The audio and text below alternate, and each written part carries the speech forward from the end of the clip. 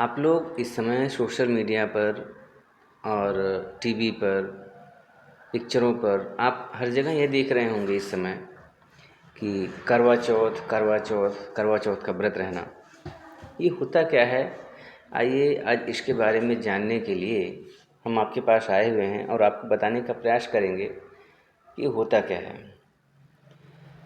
करवा चौथ में देखिए, भगवान भोलेनाथ, माता पार्वती, गणेश जी और उनके बड़े बेटे कार्तिकेय जी की पूजा होती है और एक सफ़ेद रंग की मिट्टी पर वेदी बना करके देवताओं को आवाहन करके पूजा किया जाता है। ये होता ये है कि अब देखिए, अपने सनातन धर्म में होता क्या है कि पुरुष और स्त्री दोनों एक माने जाते हैं। अर्धांगिनी कहा जाता है। पुरुष का आधा हिस्सा अर्धांगिनी स्त्री कही जाती है। अर्थात इस समाज को चलाने के लिए पुरुष और स्त्री दोनों की ज़रूरत होती है, दोनों की आवश्यकता है। बिना दोनों के समाज नहीं चलता। तो इसमें स्त्रियां, जो सुहागन स्त्रियां हैं, ये क्या करती हैं कि अपने पति की लंबी आयु के लिए, उनके लंबे जीवन के लिए ये व्रत रखती हैं। अब सुबह से निराजली व्रत रहती हैं और रात्रि में चंद्रमा का इंतज़ार करके पूजन करने के बाद चंद्रमा को देखने के पश्चात अपने पति के चेहरा अपने उसमें छन्नी में देखा जाता है। उसके अलावा फिर किसी को नहीं देखा जाता। और इसमें होता क्या है कि अब व्यक्ति अपने पति के लिए, लंबी आयु के लिए, उनके अच्छे स्वास्थ्य के लिए, उनके अच्छे कारोबार के लिए स्त्रियां इतने प्रेम से, भाव से अपने इस प्रयोजन को, इस उत्सव को करती हैं। आज वो दिन भर व्रत रहेंगी, बिना भोजन के, बिना पानी के।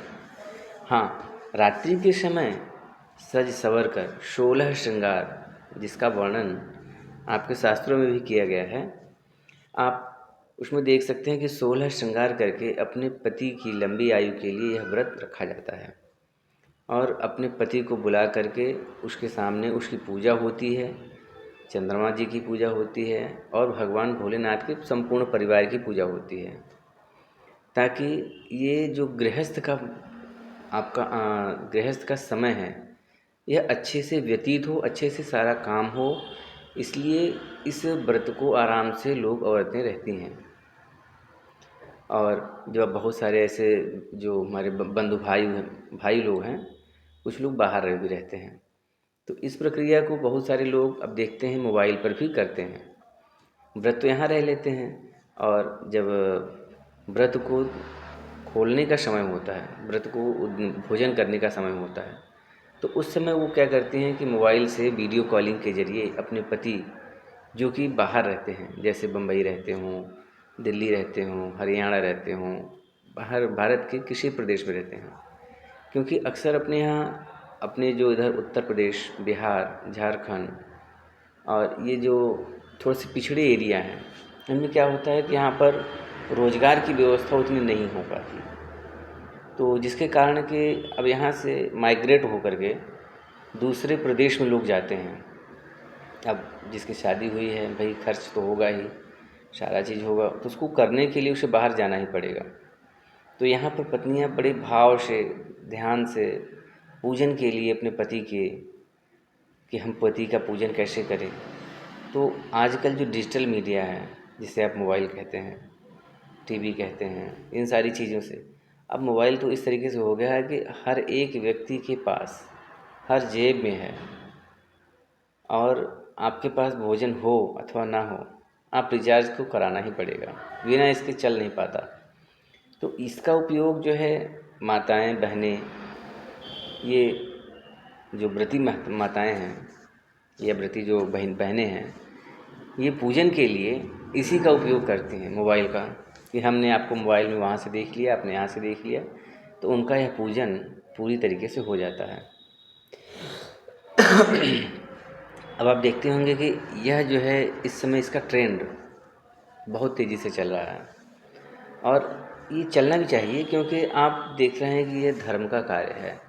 अगर कोई स्त्री अपने पति की लंबी आयु के लिए उसके अच्छे स्वास्थ्य के लिए, अच्छे कार्य के लिए अगर यह कार्य कर रही है तो अच्छी बात है, क्योंकि आप धर्म का कार्य कर रहे हैं और भगवान भोलेनाथ की ही पूजा कर रहे हैं, व्रत भी रह रहे हैं, पति की पूजा कर रहे हैं, और पति भी आपको हर एक चीज़ ला करके देता है, भोजन के लिए, वस्त्रों के लिए, बहुत सारी चीज़ों के लिए आप निर्भर हैं, तो उसको भी पूर्ण करने का काम आपका पति ही करता है।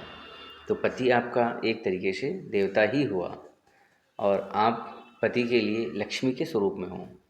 इसलिए यह जो बंधन है, यह जो संबंध है, यह बहुत ही नाजुक और बहुत ही प्रिय है। इसे हमेशा बचाए रखना है। अगर ये बचा रह गया तो आपका समाज, आपका समय और आपका सारा चीज़, यहाँ तक कि आपकी जो इज्जत है, सब बनी रहेगी। तो इन सारी चीज़ों को ध्यान में रखते हुए आप लोग इन सारी चीज़ों को ध्यान ज़रूर करें। और आपको ये वीडियो कैसा लगा, इसके बारे में आप लोग जो है कमेंट बॉक्स में ज़रूर बताएं।